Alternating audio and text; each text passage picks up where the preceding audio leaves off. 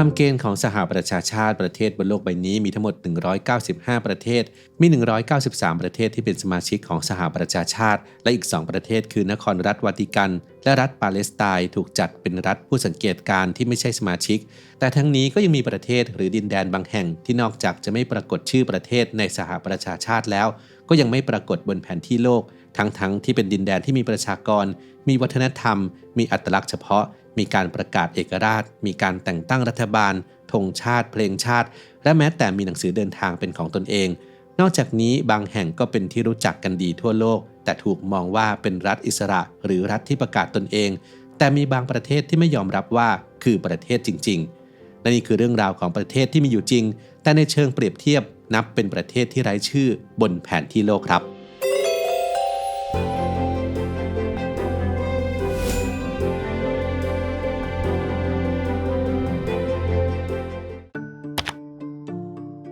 ก่อนจะไปพบกับตัวอย่างประเทศที่เสมือนไร้ชื่อบนแผนที่โลกเรามาทำความเข้าใจกับคำว่าประเทศที่เสมือนไร้ชื่อบนแผนที่โลกกันก่อนครับ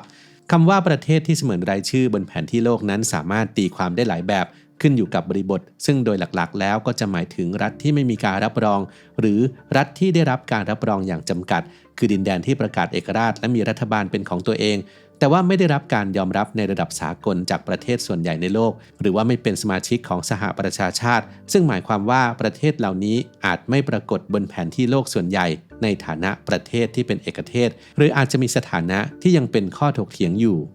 บางประเทศก็อาจจะเป็นไมโครเนชั่นซึ่งก็คือกลุ่มคนเล็กๆหรือดินแดนที่ประกาศตัวเองว่าเป็นรัฐอิสระแต่ไม่มีการยอมรับทางกฎหมายจากรัฐอธิปไตยใดๆเลยและมักจะไม่มีการควบคุมดินแดนอย่างมีประสิทธิภาพมักจะเป็นโครงการส่วนบุคคลหรือกลุ่มเล็กๆที่สร้างขึ้นมาเป็นกลุ่มเป็นสังคมหรือเพื่อวัตถุประสงค์เฉพาะอื่นๆเรียกได้ว่าเป็นเมืองจำลองมักจะมีการออกธงสกุลเงินหรือแม้แต่หนังสือเดินทางเป็นของตัวเองแต่สิ่งเหล่านั้นนับว่าไม่มีผลทางกฎหมายในระดับสากลเนื่องจากยังขาดการรับรองจากประเทศต่างๆทั้งนี้ยังอาจจะเป็นดินแดนที่ไม่มีใครอ้างสิทธิ์แม้ว่าจะหายากมากในโลกปัจจุบันแต่ก็ยังมีดินแดนบางส่วนที่ไม่มีประเทศใดอ้างสิทธิ์เป็นเจ้าของอย่างชัดเจนทำให้ดินแดนไร้รัฐเหล่านั้นไร้ชื่อในแง่ของการเป็นส่วนหนึ่งของประเทศใดประเทศหนึ่งจึงทำให้ไม่มีชื่อปรากฏในแผนที่โลกส่วนจะมีตัวอย่างประเทศใดบ้างที่ได้ชื่อว่าเป็นประเทศที่ไร้ชื่อบนแผนที่โลกตามมาดูกันครับ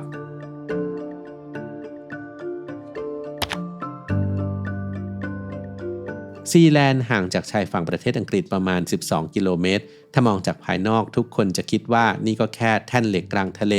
แต่เอาเข้าจริงๆมันคือประเทศที่มีชื่อว่าซีแลนด์ซึ่งมีพื้นที่เพียง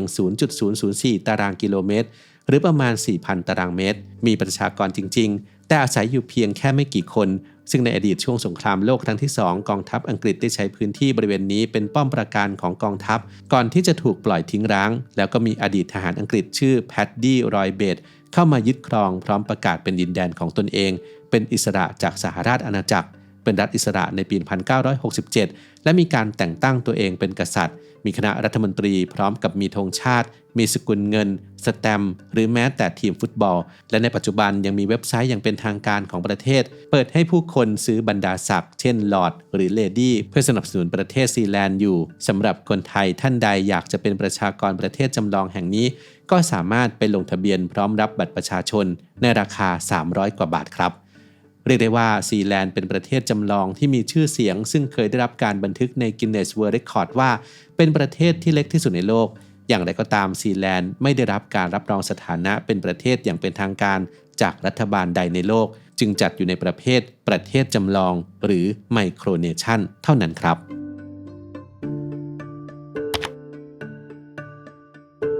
4เสือแห่งเอเชียอย่างไต้หวันแม้จะมีประชากรกว่า23ล้านคนมีรัฐบาลที่มาจากการเลือกตั้งมีความสัมพันธ์ทางเศรษฐกิจและวัฒนธรรมกับหลายประเทศแต่ว่าไต้หวันกลับไม่ปรากฏชื่ออย่างเป็นทางการในแผนที่ทางการเมืองของโลกหลายแห่งเพราะสถานะทางการทูตที่ซับซ้อนและแรงกดดันจากจีนแผ่นดินใหญ่ไต้หวันมีชื่อทางการว่า Republic of China หรือสาธารณรัฐจีนซึ่งแยกตัวจากจีนแผ่นดินใหญ่หลังสงครามกลางเมืองในปี 1949แต่สำหรับประเทศจีนแล้วก็ยังถือว่าไต้หวันเป็นมณฑลหนึ่งของตนและผลักดันนโยบายจีนเดียว ทำให้ประเทศต่างๆไม่สามารถรับรองไต้หวันเป็นรัฐอิสระได้อย่างเป็นทางการมีเพียงไม่กี่ประเทศที่รับรองสถานะเป็นรัฐเอกราชและยังทำให้ในการแข่งขันกีฬาโอลิมปิกไต้หวันต้องใช้ชื่อจีนไทเปและมีสถานะเข้าแข่งขันในฐานะดินแดนอิสระภายใต้การปกครองของจีนเช่นเดียวกับฮ่องกงใช้เพลงชาติของคณะกรรมการโอลิมปิกไต้หวันซึ่งไม่ใช่เพลงชาติที่ใช้ในประเทศของตนเองนอกจากนี้ในเวทีโลกต่างก็มีชื่อเรียกไต้หวันที่แตกต่างกันออกไปเรียกได้ว่าไต้หวันเป็นตัวอย่างของประเทศที่มีอยู่จริงแต่ยังคงต้องต่อสู้เพื่อการยอมรับในเวทีโลก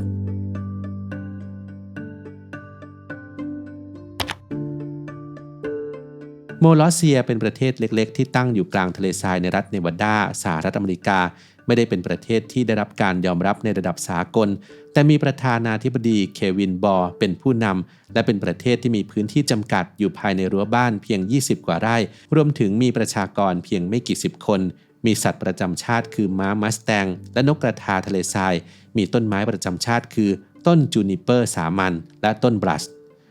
โมลอสเซียมีประวัติศาสตร์ความเป็นมาที่น่าสนใจโดยเริ่มจากโครงการประเทศจำลองชื่อสาธารณรัฐวูสไตน์ก่อนจะพัฒนามาเป็นโมลอสเซียในปัจจุบันโมลอสเซียมีรัฐธรรมนูญมีเพลงชาติธงชาติมีด่านตรวจคนเข้าเมืองและมีสกุลเงินวาโลราซึ่งมีอัตราแลกเปลี่ยนคือ1วาโลราเท่ากับ1คุกกี้ช็อกโกแลตชิพนับว่าเป็นหนึ่งในกิมมิคที่ทำให้โมลอสเซียที่แม้จะไม่มีชื่อปรากฏในแผนที่โลกแต่ว่าก็โด่งดังในโลกของประเทศไมโครเนชั่นหรือประเทศจำลองพอๆกับประเทศซีแลนด์ครับ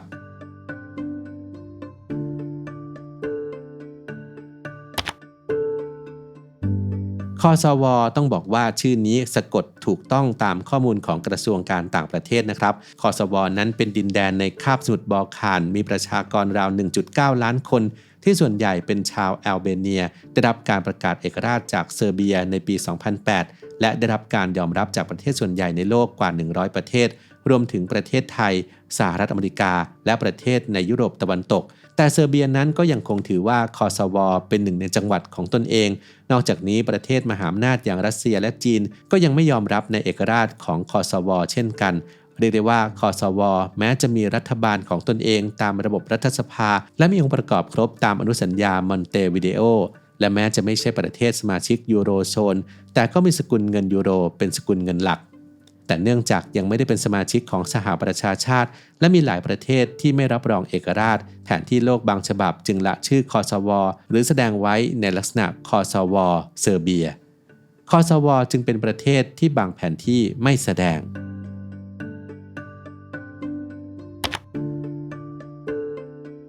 เชื่อหรือไม่ครับว่าในโลกยุคปัจจุบันนั้นยังคงมีพื้นที่บางแห่งที่ไม่มีประเทศใดอ้างสิทธิ์เป็นเจ้าของอย่างชัดเจนดินแดนเหล่านี้จึงถือเป็นเขตไร้รัฐในทางภูมิรัฐศาสตร์หนึ่งในดินแดนที่น่าสนใจที่สุดนั้นก็คือบิลเดวิลพื้นที่เล็กๆระหว่างประเทศอียิปต์กับซูดานซึ่งต่างฝ่ายต่างไม่ต้องการครอบครองดินแดนแห่งนี้บิลเดวิลตั้งอยู่บริเวณพรมแดนระหว่างประเทศอียิปต์และซูดานโดยข้อขัดแย้งมีจุดเริ่มต้นจากแผนที่ที่อังกฤษจัดทำไว้ในปี 1899 และ 1902 ซึ่งในแผนที่ฉบับแรกระบุว่าสามเหลี่ยมฮาลาอิบเป็นของอียิปต์ส่วนบิลดาวิลเป็นของซูดานขณะที่แผนที่อีกฉบับกลับระบุในทางตรงกันข้ามส่งผลให้ทั้งสองประเทศต้องการเพียงแค่สามเหลี่ยมฮาลาอิบซึ่งมีทรัพยากรและพื้นที่ชายฝั่งแต่ว่าต่างไม่ต้องการบิลดาวิลซึ่งเป็นดินแดนที่มีพื้นที่ประมาณ 2,060 ตารางกิโลเมตรใหญ่กว่านครรัฐวาติกันหลายเท่าแต่ส่วนใหญ่มีพื้นที่เป็นทะเลทรายที่แห้งแล้งขาดทรัพยากรน้ำและพืชพันธุ์แม้ว่าทางการของอียิปต์และซูดานจะไม่ได้เข้าไปบริหารหรือควบคุมดินแดนนี้อย่างจริงจังและแม้แต่จะไม่อนุญาตให้มีการประกาศจัดตั้งรัฐใหม่ในดินแดนแห่งนี้พร้อมทั้งหลายแหล่งข้อมูลเช่นวิกิพีเดียยังเคยระบุว่าบิลเดวิลเป็นพื้นที่ไร้ผู้คนแต่ในความเป็นจริงแล้วดินแดนแห่งนี้มีชนเผ่าอาบับดาตั้งถิ่นฐานอยู่มาอย่างยาวนานและถือว่าบิลเดวิลเป็นบ้านเกิดเมืองนอนของตนนอกจากนี้มีรายงานว่ามีการค้นพบทองคำในบางพื้นที่ของดินแดนแห่งนี้จนเกิดเป็นกิจกรรมทางเศรษฐกิจเกี่ยวกับเหมืองทองเกิดขึ้นในบางจุดแม้จะไม่ใช่อย่างเป็นทางการแต่ก็สะท้อนให้เห็นถึงมิติที่ซับซ้อนของพื้นที่ซึ่งดูเหมือนจะไม่มีใครต้องการแต่กลับมีผู้คนผูกพันและใช้ชีวิตอยู่จริงเรียกได้ว่าบิลเดวิลเป็นดินแดนไร้เจ้าของกลางทะเลทรายอาหรับที่หายไปจากแผนที่โลก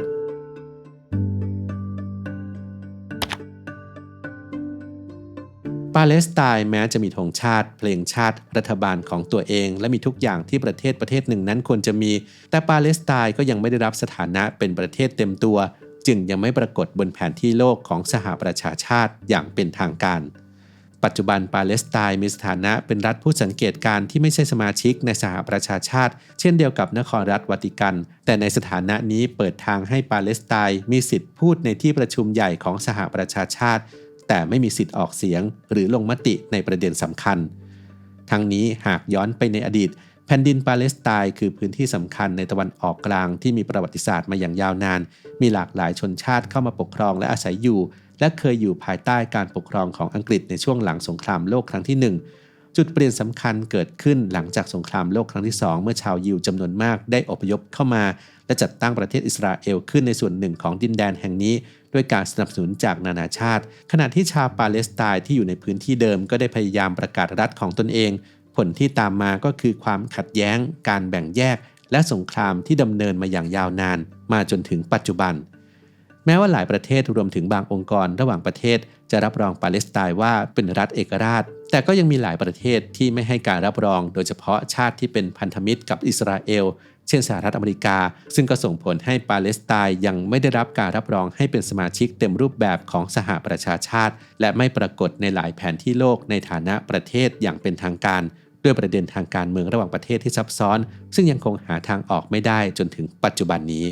ปาเลสไตน์จึงเป็นประเทศที่มีแต่ไม่ปรากฏบนแผนที่โลกครับ